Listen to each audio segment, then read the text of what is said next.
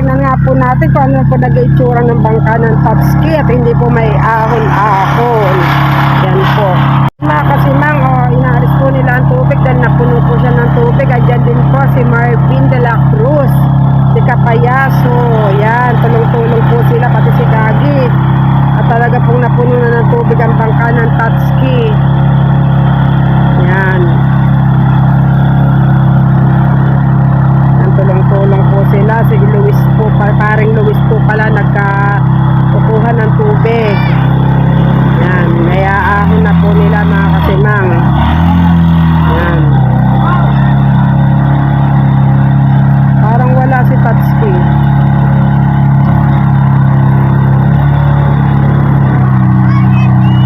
Yan, naaayos na po nila mga kasimang.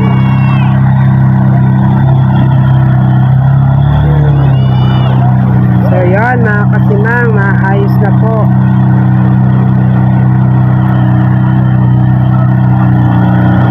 Yan.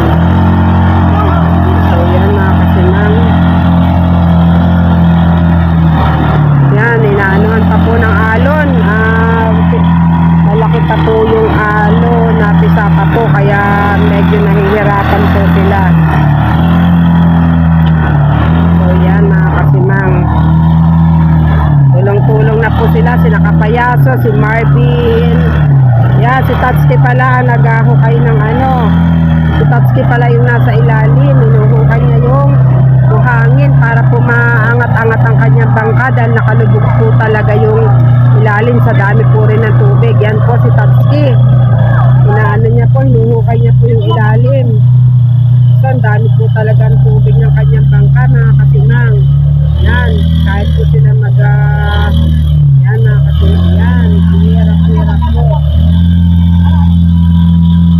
Yan, nagtulong-tulong na po sila sa pag-angat ng bangka.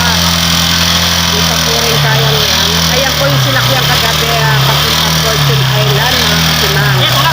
So yan, yan, si Tatsuki po ang naghuhukay sa ilalim.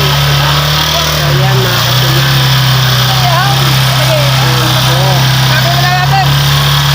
Kapurin kayang itulak. Yan, nagalaw-galaw na po ang bangka mga kasimang. Yan, tulong-tulong po sila.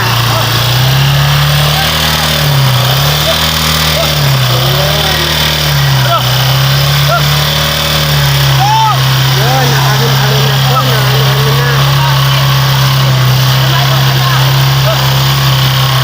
Yun, gumagalaw-galaw na po ang bangka mga kasimang. May alon po kasi. Yan. Yan si Tatsuki, haggard na.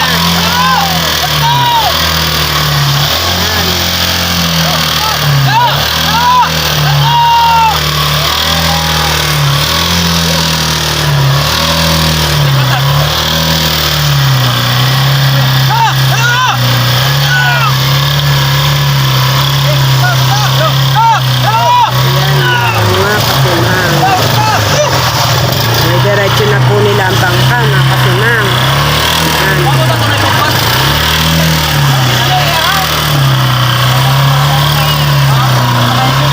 Diretso na po nila ang bangka.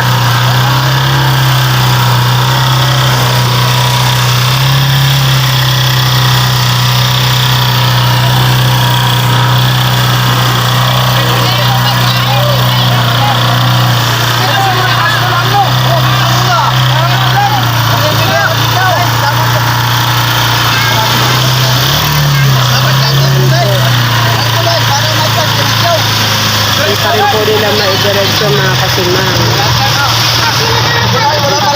Ba't ninong hindi maiaahon pa? Kahit kawala dito. Kasi ang alon mga kasimang, may alon po sa tabihan. Yan po, may alon po siya kasi kaya ang hirap pong ayos ng bangka.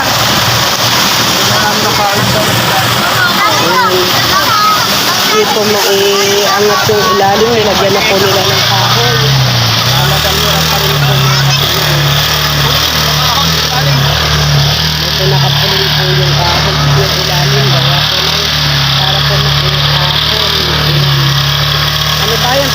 dadali sa laot. Palaot at tahon. Hatakin po pala nila kahapon. Mga kasimang. Hatakin po pala nila. Alisan niyo. Nanahatakin po pala nila. Ayan. Nahatak po nila ang hahatakin po ata. Kailan po siya una, paano mo sa po ka lang? Dahil. Matutod mo sa taas, yung malalaking kawayan.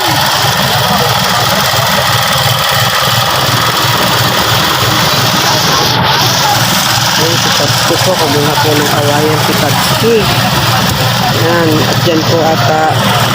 Ayan, pati po si ito. Kumuha rin po siyang kawayan at iakyat po ata ang bangka mga kasimang. Ayan.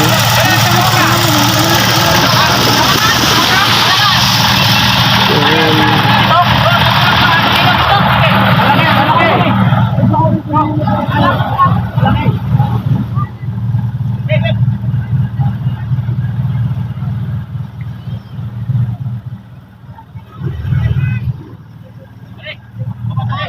Ayan mga kasimang. Kaya kung andyan po si Dropper Sniper, siguro po madali na yung naiakyat agad kanina. Ay, kumuha ka daw sa tabi ng kuwan, pastilan. Ayan. Yan, yung kain ko din niya eh. Ay, yung kawayan daw. Ay, kanina yan niya. Ayan. Kukuha lang po sila ng kawayan para po may akyat ng diretso ang bangka. Pinalian po nila yan. Kaya yan, iaahon po nila ang bangka mga kasimang. Ayun, hahatakan po nila. Ayan, tulong-tulong po sila mga kasimang. Para maiahon ang bangka ng Patski. Ayan mga kasimang.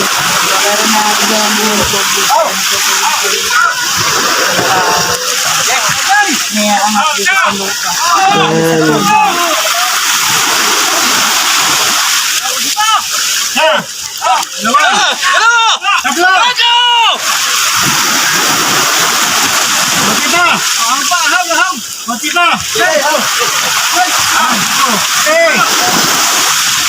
Sabay-sabay! Sabay-sabay!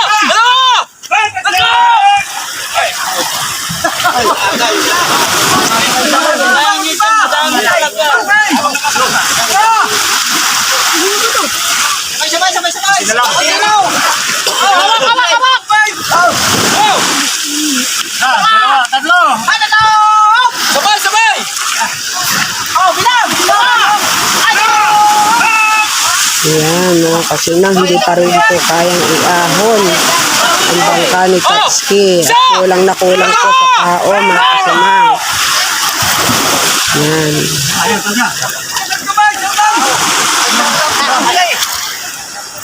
Kulang sa tao. Kulang na kulang sa tao kaya hindi po maiahon ang bangka. Ayan. Kung dito si Japper, puno yan ng tao. Bilang, tatakpian mo na rin. Lakas ng tao. Tatakpian mo na. Ay, nabutas pala pare.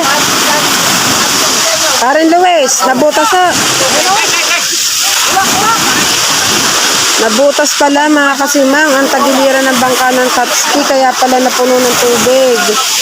So yun po pala may tapal na yun, nabutas. Kaya pala siya napasok na maraming tubig, nabutas po pala yung plywood yun. Ang lakas ng tulo niya kaya po pala hindi siya may ahon agad-agad.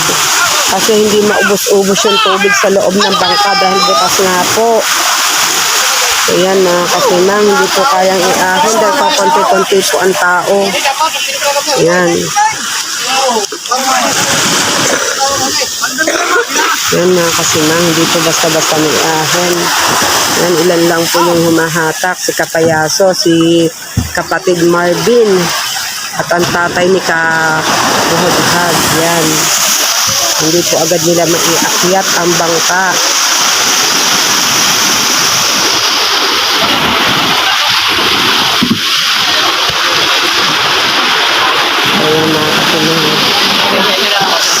Laki pala ng butas, ano? Laki pala ng butas. Ay, nakakasinang. Yan, butas po yan. Kaya nga. Yan, natagas na yan. Ayan po pala ang naging butas. Pinagyan po lang ng plywood ngayon. Yan, lakas po ng tagas niya. Yan po ang butas ng bangka ng tatay ni Japper. Yan. Yan, umaambo na naman po. Hindi po kasi kayang, hindi po basta-basta kayang maiahon dahil kulang po talaga sa tao. Yan po. Yan po ang ating kapatid na si Marvin. Shout out, Marvin.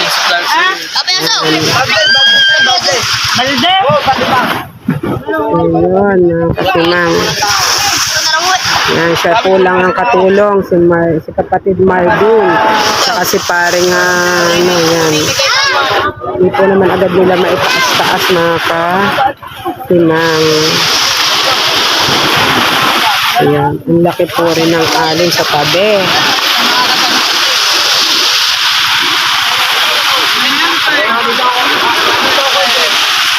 Yes. Oo, kung nandito si Japper, puno ng tao yan. Sabagay nga.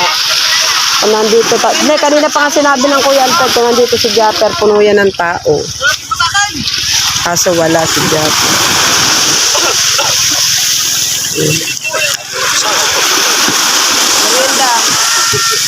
Merienda.